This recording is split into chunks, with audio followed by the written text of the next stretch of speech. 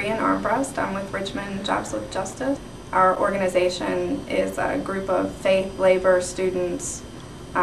community organizations, and others united around social and economic justice, particularly around workers' issues. We launched a campaign to generate mass community support for the passage of the Employee Free Choice Act because we realized that the unions obviously have a stake in it, and community organizations and others really don't have an obvious stake except for the fact that they need jobs and they need gainful and sustainable employment. We're obviously here in Charlottesville, and we're at the healthcare forum that's being sponsored about single-payer healthcare, and we came here to try to educate the public,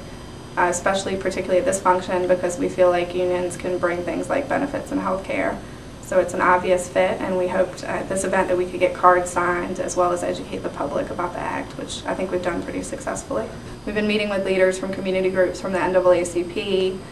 to the Active Hand Ministry to various other groups in the community to kind of lift up this particular act, to educate the leaders, to educate the groups, and then we asked them to commit to possibly doing a YouTube video, which we have a few of those, as well as signing an endorsement letter,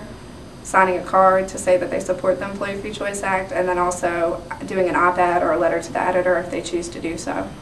I think we need the Employee Free Choice Act because with the housing crisis and the employment crisis that we have, unions have the real ability to fix those problems.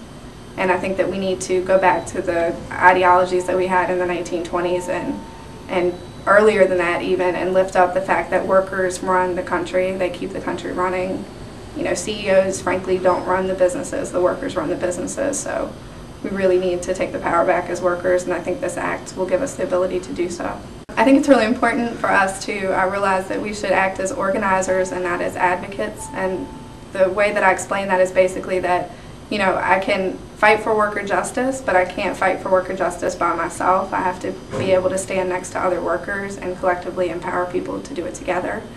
And it needs to be, you know, something that we do as a group, and I think, you know, the Employee Free Choice Act falls directly in line with that, you know, that this is an opportunity for us to tie workers together, union or non-union,